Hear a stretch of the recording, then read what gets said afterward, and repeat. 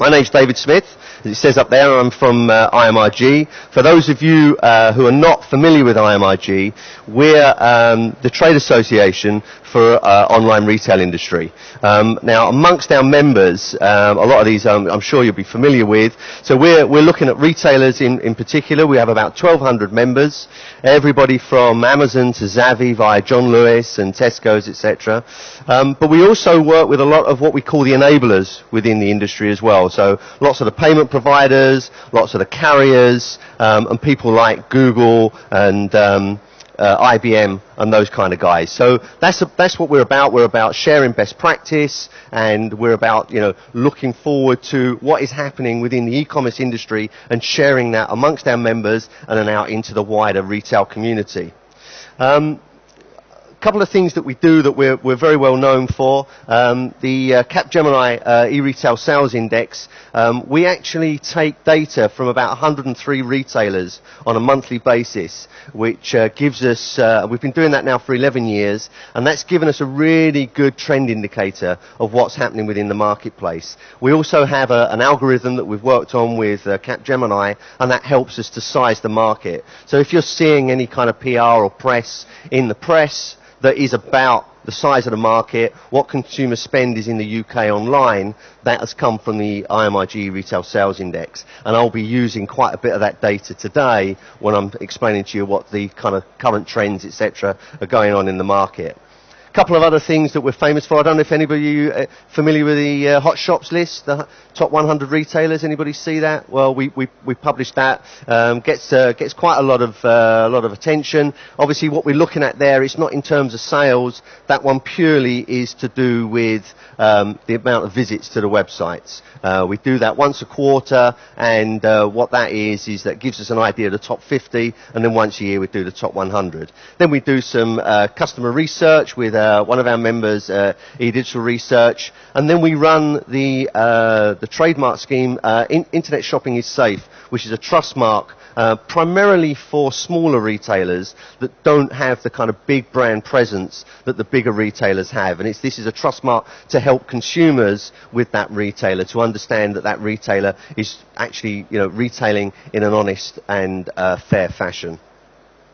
Now, the kind of background to what I'm going to do today is obviously what's happening within the economy. You know, we know things are very tight for consumers. There's all sorts of press going on at the moment about how, you know, consumer spending is affecting the retail industry, particularly the offline retail industry, are having a really, really tough time of it at the moment.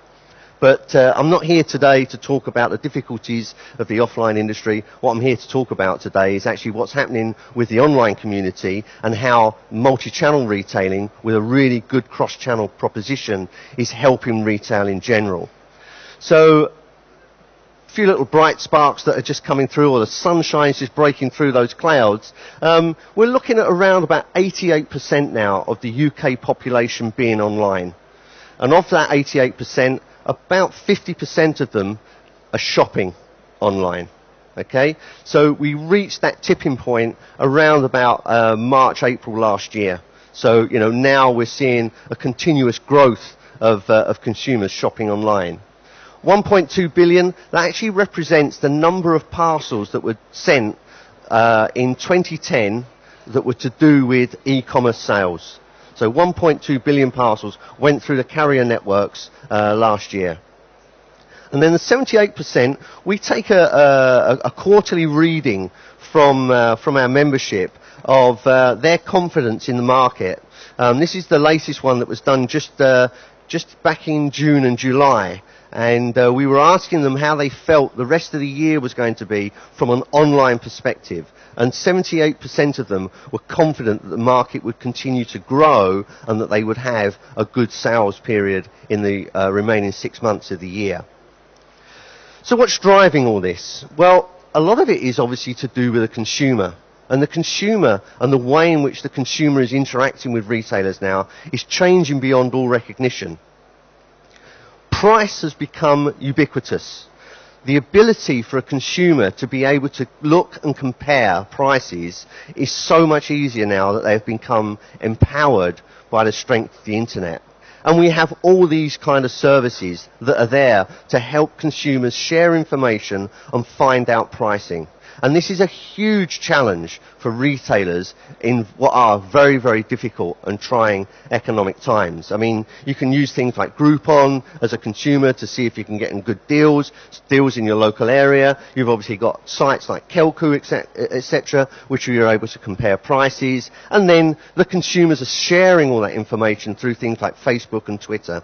And then we've got things like Voucher Cloud, which is pushing down offers to you on your mobile if you signed up to it. So a huge amount of awareness from a consumer point of view in terms of what is a good price and what is a bad price. And a massive, massive challenge for retailers as we go forward. So these consumers, we're calling it the rise of it's easy for me to say, super sophisticated, always connected consumers.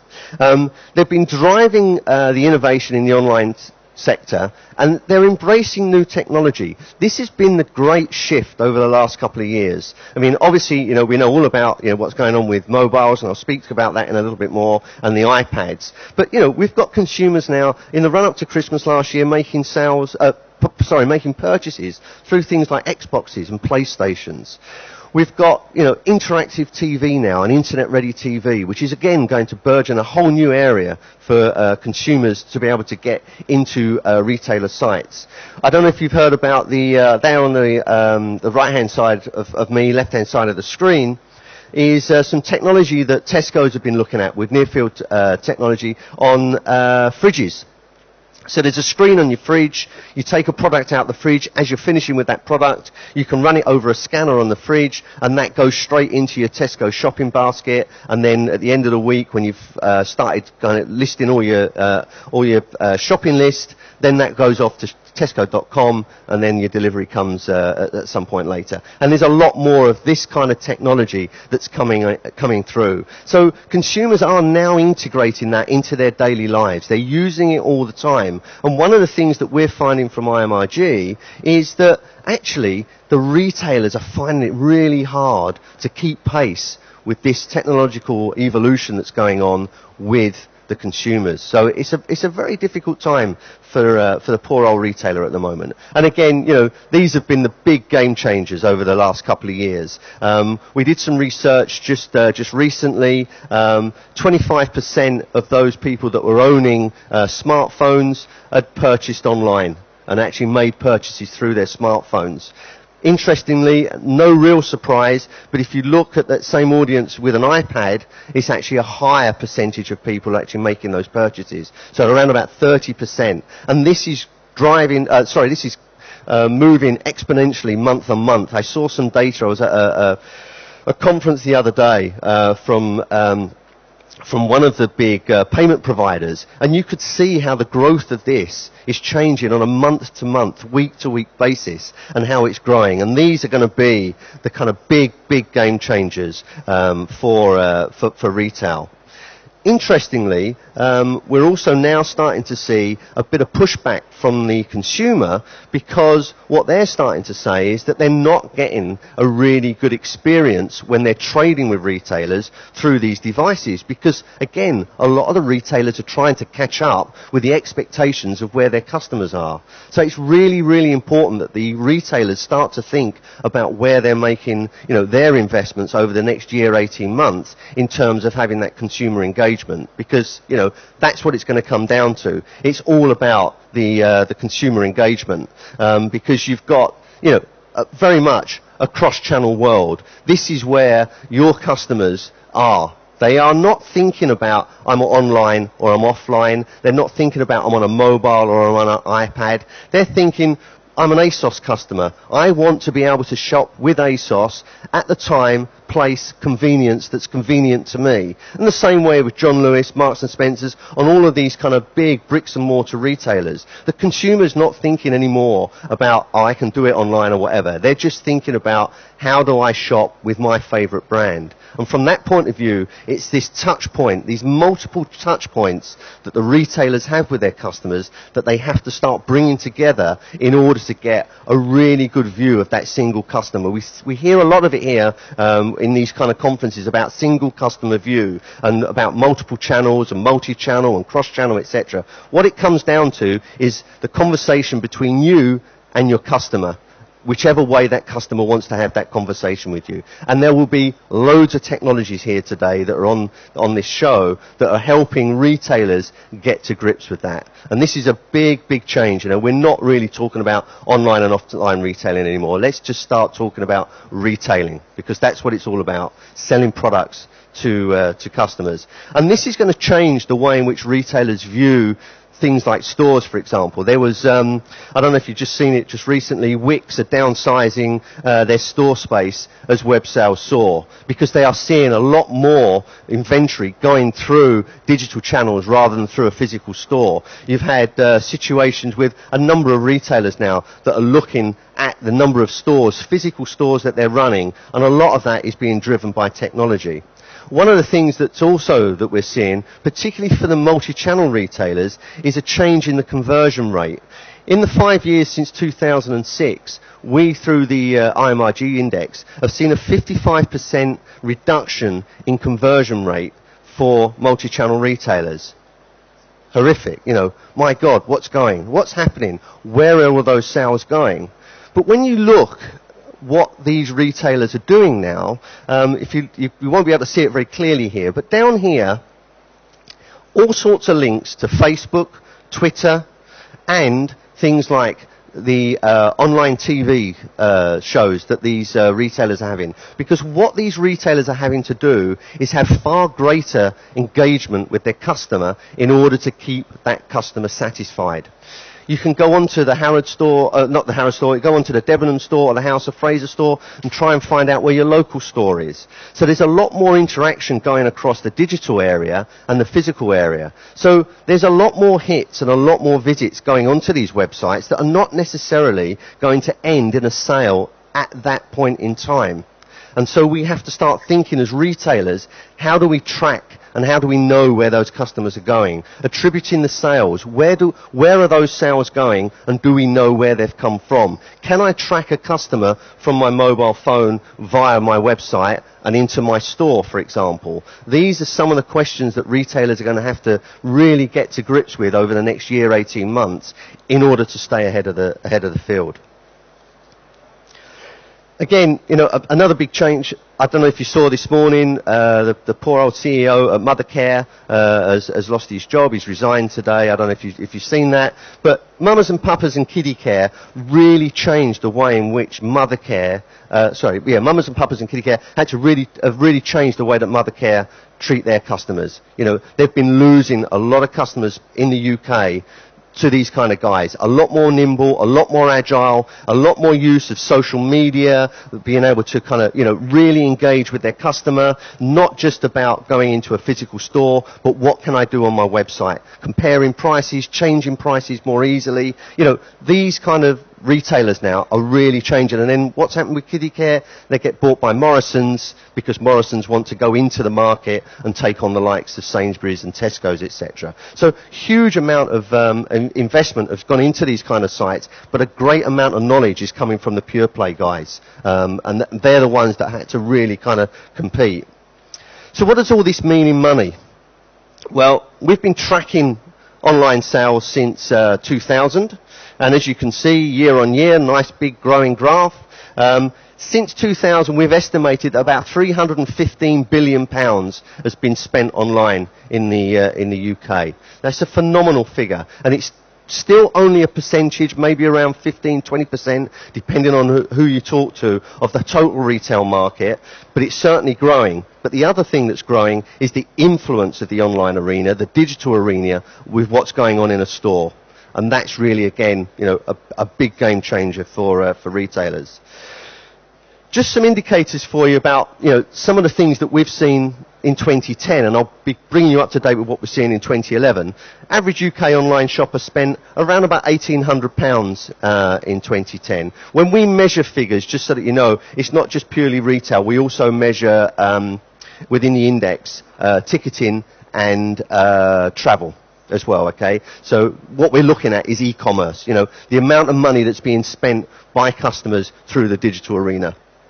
So £1,870 was about the average online spend. And this all comes out of the IMRG reports that we do on a monthly basis. Average online retail basket value in the UK, around about £136. Average online conversion rate, for example, for high street multi-channel retailers was around about 3.2%. And the average online basket value for UK catalogue and pure play retailers was around about £101, so slightly lower than the average. If you look at the conversion rate for UK retailers overall, that was around about 3.8%. So again, you know, high street multi-channel, just a bit lower than the average, and there's no surprise, as I was saying before, about this kind of consumer engagement on the website, so you would expect that. And the average online basket value for high street multi-channel retailers is slightly higher, £189. Again, because, you know, we've got a situation where you've got a lot of the big kind of department stores now are really affecting the amount of money that's being spent online. And finally, average online conversion rate for the pure play and catalogue retailers was 4.4%. So these guys are still getting it right. You know, they're still working. They have to work that little bit harder because, you know, that's their only point of contact with the consumer. They don't have the presence of a large store. So, you know, we are seeing subtle changes between the different types of retailers, and all of this is contained within our reports that we produce on a monthly basis. I've got some September figures. They only came last night, hence the reason there was a bit of a problem this morning with my presentation. But I'll just give you a little insight as to some of the things that we were seeing in August. In August, well, actually, let me just tell you, we went into 2011 off the back of a really, really strong quarter. Last quarter, 2010, we were averaging sales of around about 22% year on year. We went into 2011 and we thought, well, you know, how's that going to be for the year? So our forecast growth for the year was around about 18%. We were averaging up to July, so from January to June, around about 19% growth. We hit July and suddenly that growth dropped to 11.5%. Picked up a little bit in August to around 14% year on year, pushed mainly by home and garden products and clothing, footwear and accessories, which was still doing very well with kind of late summer sales. But we've already started to see a little bit of a drift down away from our forecast and away from what we'd seen last year. We break down obviously different categories, and then, as I said, the two that's here. Home and garden was very interesting because, you know, we've seen this year with consumers, a lot of people have decided they can't afford to move house, they're not going away on holiday, and they're starting to spend internally on staying at home and on their homes. And more importantly, and this comes back to what we were seeing with Wix, they're doing this online. It doesn't necessarily mean going down to the big B&Q shed and doing it on the hoof. You can actually do it online, and more consumers are now starting to do that. If you have a look at this, August high street multi-channel retailers, you know, their average conversion rate was around about 3.3%, 4.3% for online catalogue only retailers. So again, that's where we're seeing that kind of divergence between what the multi-channel retailers are doing and what the pure plays are doing. The pure plays working just that little bit harder to get that sale from their customer. And then year-on-year growth for both the high street and multi-channel and online catalogue retailers was still lower than the growth that we'd seen before. So, you know, a tough time. So let's just talk about latest figures from September. E-retail market grew 15% year on year in September. Now that's a really good performance. Remember I said earlier 11.5 and then 14%. So to actually get 15% in September, when there was a lot of talk in the trade and a lot of talk in the press about what was happening within the retail sector, particularly in the offline area, 15% growth has been really good. But what we have seen here is after really good growth in the first half of the year, around about 18%, we have now seen a bit of a drop to 13.5%. As I said, quarter four in 2010 was an absolutely storming quarter last year. So it's going to be really, really tough for retailers in this coming quarter to actually match those kind of figures. And we are looking at the moment, we haven't actually published this yet, but our forecast maybe for the quarter is going to be around about the 15-16% mark, but we haven't actually put out any data on that. But I just wanted to kind of share that information with you today, just to kind of give you some kind of a thinking in terms of the background to what's happening within the economy at the moment. However, again, you know, some nice little gems in there. I mean, you know, the retail spend, estimated retail spend for September was around about 5.5 billion online. So, you know, still healthy sales, even though the growth might be a little bit lower, still very, very healthy sales. And, you know, that has brought down our average for the year, where it was running around about 18-19%. We're now running around about 17%. And the other one that was interesting, because again, there's been, you know, quite a bit of talk in the press about the clothing retailers having a tough time on the high street. Clothing retail actually was up 21% online.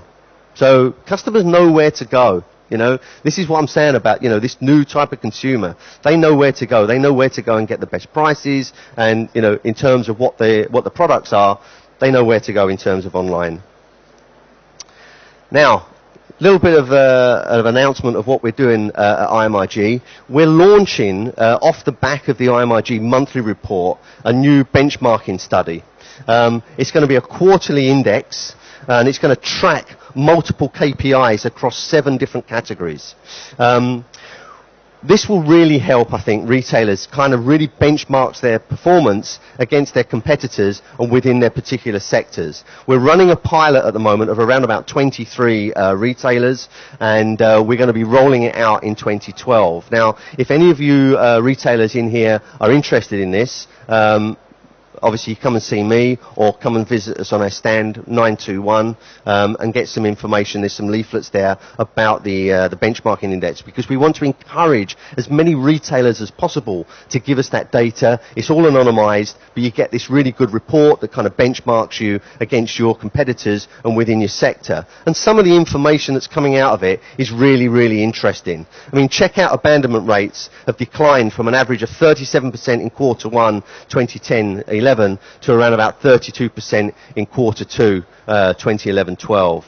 Percentage of UK sales versus via mobile devices, no surprise there, 3.3%. You know, that's a nice meaty number, and it's a number that is growing.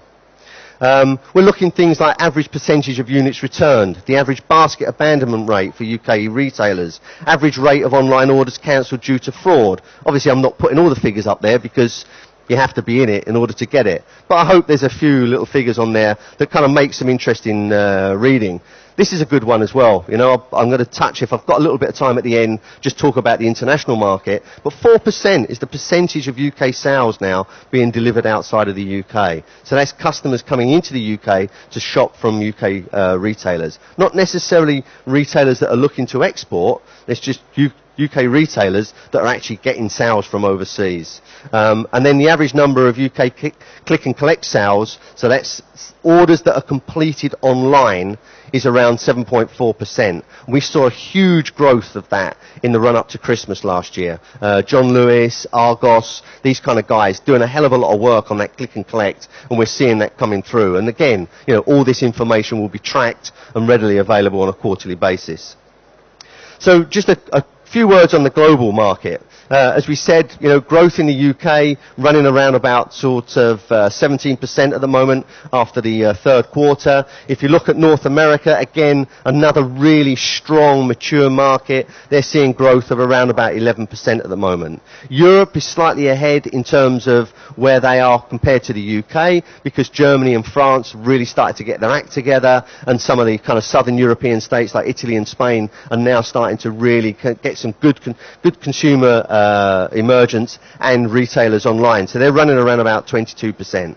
Asia Pacific, well, obviously that's kind of got China in there, and so, you know, those figures are bound to be up. They're coming from a very, very low base, so we would expect to see a big growth rate there. And Latin America still looks very small at the moment. You know, only 22 billion being spent across Latin America in 2010. But again, all of this information readily available. If you wanted to check out the IMRG website, you know, that's there to help you if you're thinking about trading into overseas markets, which market should I be going to first of all.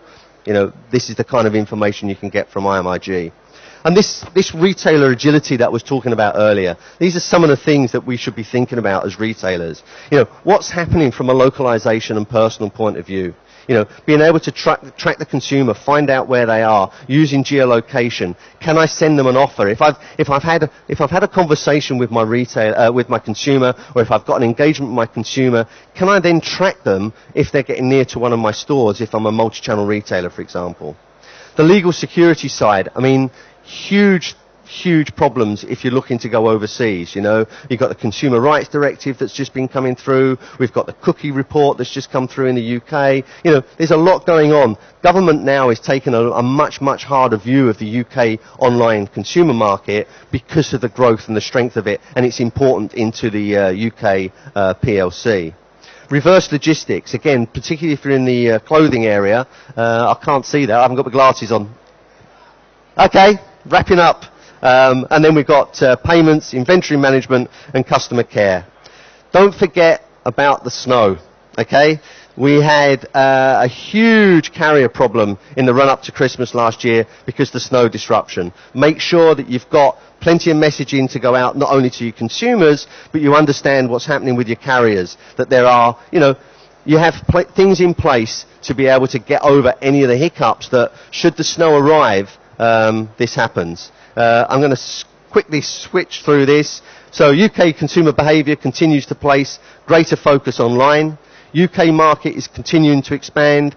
Europe beckons, especially those VAT-aligned countries. Consumer behaviour is changing fast in most European countries. So what we're seeing happening in the UK, we've got a sort of 18-24-month lag in Europe. So, but that's handy to know, you know. If you're doing something innovative in the UK, then you're looking to get into a European market, you have a good understanding or knowledge base of what to expect when you go into those markets. E-resellers, evolution in the UK is slightly ahead of the continent, as I said. And look at people like B&Q, Next, Jaeger, Monster. They've all announced a focus on international. M&S yesterday launched their French online store ahead of when they're going to open their Paris stores. So now you can shop on a French M&S site in French. ASOS, over half of their sales now are outside of the UK. So, you know, a great pure play online retailer, and how they've taken that into the outside world and doing really well. So it wasn't all doom and gloom, really. You know, we're seeing a bit of a problem at the moment with the economy, but, you know, if you're in the online market, which I hope all of you are, and if you're not, I'm sure you're in here thinking about it, you know, the prospect is bright. And my name's David Smith. Thank you very much for your time. And if you wanted to come and see us, we're here.